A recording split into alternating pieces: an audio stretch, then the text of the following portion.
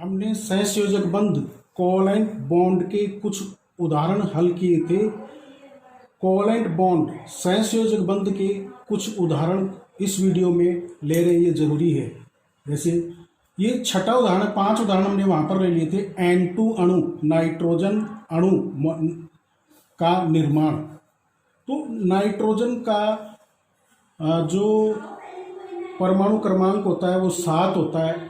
तो इसकी पहली कक्षा में 2 और दूसरी में 5, आउटर मोस्ट शेल में इसके 5 इलेक्ट्रॉन है। 5 इलेक्ट्रॉनों को कैसे दिखाया गया है, ये इस तरह से क्यों दिखाया गया है यहाँ पर, क्योंकि दोनों जो नाइट्रोजन हैं उनके मध्य में ट्रिपल बॉन्ड बनेगा, तभी यहाँ पर अष्टक ऑक्टा कंप्लीट होगा। ये देखिए, साजे में 3 इलेक्ट्रॉन ये नाइट्रोजन दे रही है और 3 इलेक्ट्रॉन ये नाइट्रोजन साजे में दे रही है, शेयर कर रहे हैं ये। तो आप देखिए, आप ये कितने हो गए, 6 हो गए इस नाइट्रोजन में और 2 ये 8 हो गए, ऐसे इसके में भी 8 हो गए। तो ये दिखाने का तरीका है हमारे पास भी। तो ये नाइट्रोजन अणु का निर्माण हो गया। अब लेते हैं हम अमोनिया अणु। अमोनिया अणु NH3 का निर्माण, अमोनिया मॉलिक्यूल का फॉर्मेशन। अब देखिए, यहाँ पर ऐसे क्यों दिखाया है, यहाँ पर ऐसे इसलिए दिखाया गया क्योंकि यहाँ पर दूसरा जो परमाणु है वो है हाइड्रोजन, जिसके बाह्यतम कोश में 1 इलेक्ट्रॉन होता है। तो यहाँ कितने बंध बनाने पड़ेंगे, नाइट्रोजन को हाइड्रोजन के साथ 3 बंध बनाने पड़ेंगे। तो यहाँ तीनों इलेक्ट्रॉनों को अलग अलग दिखा दिया हमने। यहाँ पर ट्रिपल बॉन्ड बनाना था इसलिए एक साथ दिखा दिया, यहाँ पर तीनों इलेक्ट्रॉनों को अलग अलग दर्शा रहे हैं। और ये 3 हाइड्रोजन, तो देखिए ये क्या होगा, ये बंध बन गया है। ये नाइट्रोजन का इलेक्ट्रॉन क्रॉस से दर्शाया जा रहा है। और ये देखिए, ये बंध बन गया यहाँ पर, जैसे ये बंध बन गया, इस बंध में 1 नाइट्रोजन का इलेक्ट्रॉन, 1 हाइड्रोजन का इलेक्ट्रॉन, इसमें भी 1 हाइड्रोजन का इलेक्ट्रॉन, 1 नाइट्रोजन का इलेक्ट्रॉन। और ये जो है इस प्रकार से बन गया। अब ये आप यहाँ कुछ नई चीज सीखेंगे कि ये देखिए, ये जो इलेक्ट्रॉन है ये बंधन में, बॉन्डिंग में प्रयुक्त नहीं हो रहे हैं, ये बंधन में प्रयुक्त नहीं हो रहे हैं ये इलेक्ट्रॉन। ये देखिए, तो जो बंधन में प्रयुक्त नहीं होते हैं उनको कहते हैं एकाकी युग्म।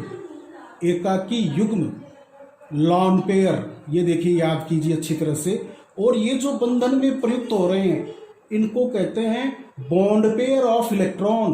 बॉन्ड पेयर ऑफ इलेक्ट्रॉन मतलब बंध युग्म के इलेक्ट्रॉन। याद रखिए, अच्छी तरह से याद कर लीजिए, ये चीजें आगे काम में आएंगी। तो जब नाइट्रोजन, याद रखिए, जब नाइट्रोजन 3 बंध बनाता है तो उस पर एक एकाकी युग्म लोन पेयर रहता है, हमेशा के लिए याद कर लीजिए आप लोग। तो ये एकाकी युग्म है, ये बंध युग्म, ये बंध युग्म, ये बंध युग्म। तो ये NH3 अणु का निर्माण हो गया। यहाँ दोनों में डिफरेंस है दर्शाने में। अब हम इस तरह का एक एग्जाम्पल और लेते हैं, जल के अणु का निर्माण। H2O molecules, formation of H2O molecule.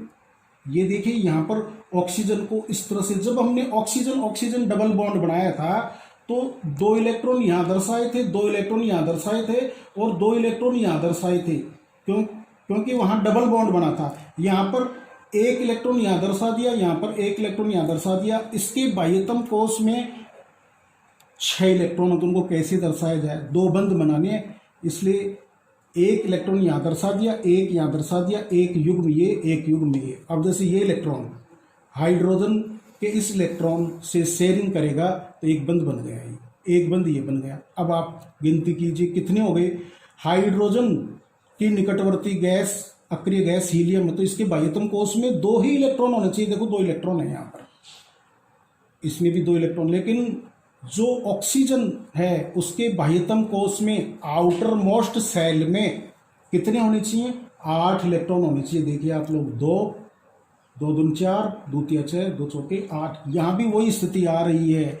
ये जो इलेक्ट्रॉन है, देखो ये इलेक्ट्रॉन बंधन में प्रयुक्त नहीं हो रहे हैं, बॉन्डिंग में यूज नहीं हो रहे हैं, इसलिए इनको कहेंगे एकाकी युग्म।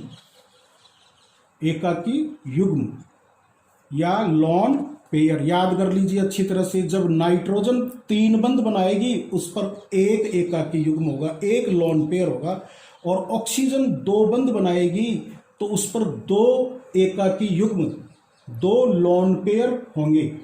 और ये देखिए ये क्या है, ये बंधन में प्रयुक्त हो रहे हैं इलेक्ट्रॉन, ये वाले ये कहलाएंगे बंध युग्म, बॉन्ड पेयर, बंध युग्म के इलेक्ट्रॉन बॉन्ड पेयर।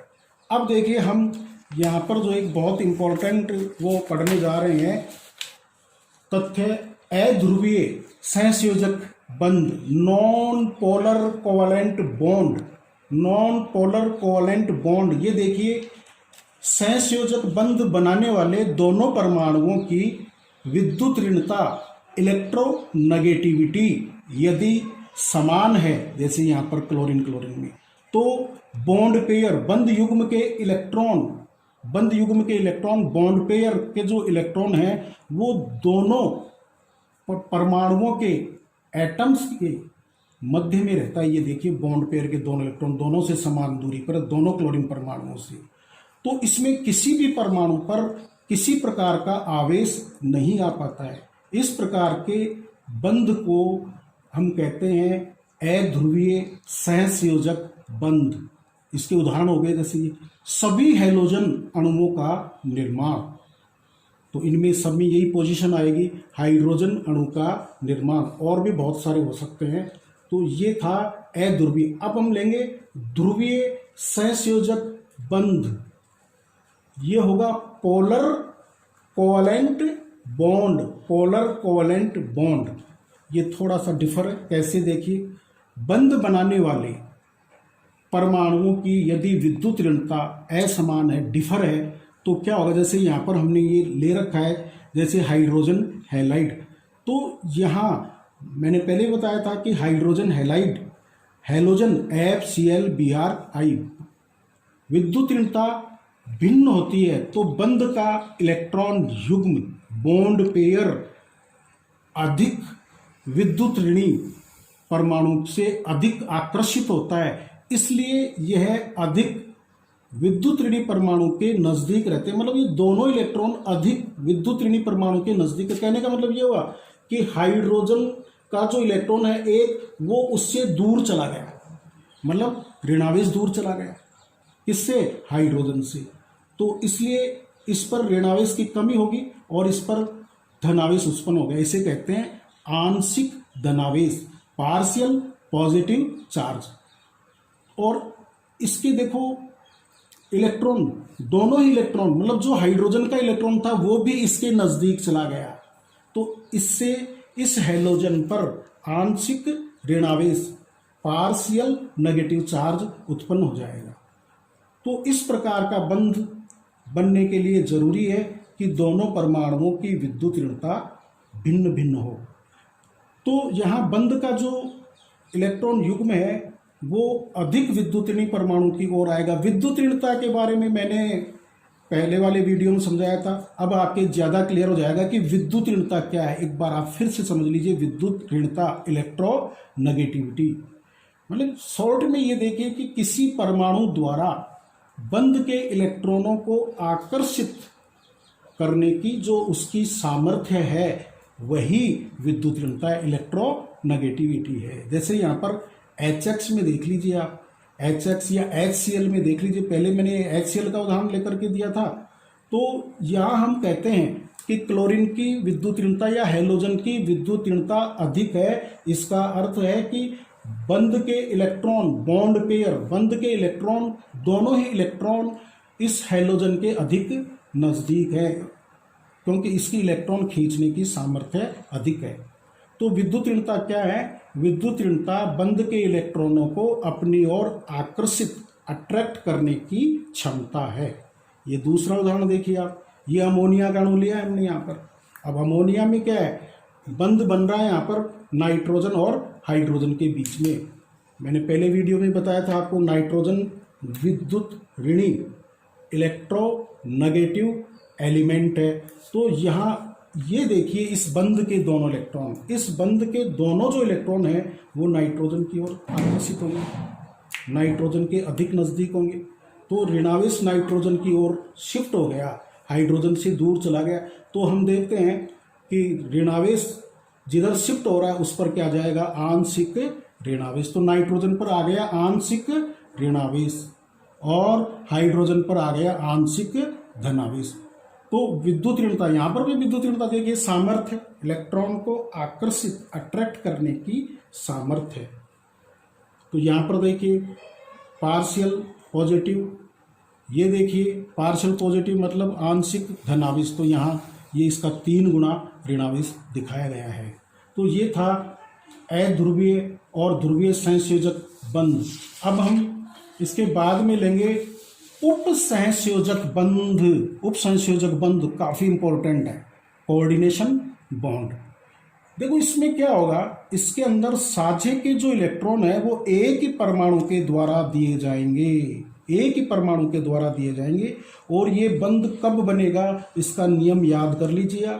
जब एक परमाणु, एक एटम, एक परमाणु का अष्टक पूर्ण हो और दूसरे परमाणु को अष्टक पूर्ण करने के लिए 2 इलेक्ट्रॉनों की जरूरत हो, आवश्यकता हो, तो ये हमेशा ये बंध बनेगा, याद कर लीजिए। अब देखिए अमोनियम आयन, अमोनियम आयन का निर्माण कैसे होता है, ये अमोनिया है, इसको याद करने की कोशिश कीजिए। 11वीं क्लास के बच्चे या 10वीं वाले बच्चे भी देख रहे हैं तो उनको अक्सर इन चीज़ों का ध्यान नहीं रहता है। तो ये अमोनिया है NH3, अमोनिया अभी आज ही बताया मैंने इसी वीडियो में। तो ये बंध युग्म, बॉन्ड पेयर, ये बॉन्ड पेयर, ये बॉन्ड पेयर, बंध युग्म, बंध युग्म। अभी मैंने बताया था इस पर एक एकाकी युग्म लोन पेयर होता है, वो यहाँ दिखा दिया। अब आप देखिए यहाँ पर हाइड्रोजन आयन है, हाइड्रोजन परमाणु नहीं है, हाइड्रोजन एटम नहीं है। इस हाइड्रोजन के पास में एक इलेक्ट्रॉन होता है और वो इलेक्ट्रॉन निकल जाता है तब धनायन बनता है। मैंने बताया था कि धनायन कब बनता है, इलेक्ट्रॉन त्यागने पर। इसका मतलब इसने एक इलेक्ट्रॉन त्याग दिया तो इसके पास एक भी इलेक्ट्रॉन नहीं है, तो अब बंध बनेगा। तो इसको जो है, इसके बाह्यतम कोश में 2 इलेक्ट्रॉन होने चाहिए, क्योंकि इसकी निकटवर्ती अक्रिय गैस हीलियम है जिसके बाह्यतम कोश में 2 इलेक्ट्रॉन होते हैं। तो यहाँ देखिए मैंने जो यहाँ नियम बताया वही काम में आएगा। इसका अष्टक पूर्ण है किसका, नाइट्रोजन का, और इसको अक्रिय गैस का विन्यास प्राप्त करने के लिए 2 इलेक्ट्रॉनों की जरूरत होती है, बन गया बंध। इसमें दोनों ही जो इलेक्ट्रॉन हैं वो दिए हैं नाइट्रोजन ने। इसको कहेंगे हम दाता, नाइट्रोजन को डोनर, और ये जो है ये ग्राही है, एक्सेप्टर है। ये देखिए इसको ऐसे भी दिखाते हैं, इसको एरो से दिखाते हैं। यहाँ धनावेश यहाँ दिखा दिया था, यहाँ दिखा दो, नाइट्रोजन पर है ये धनावेश।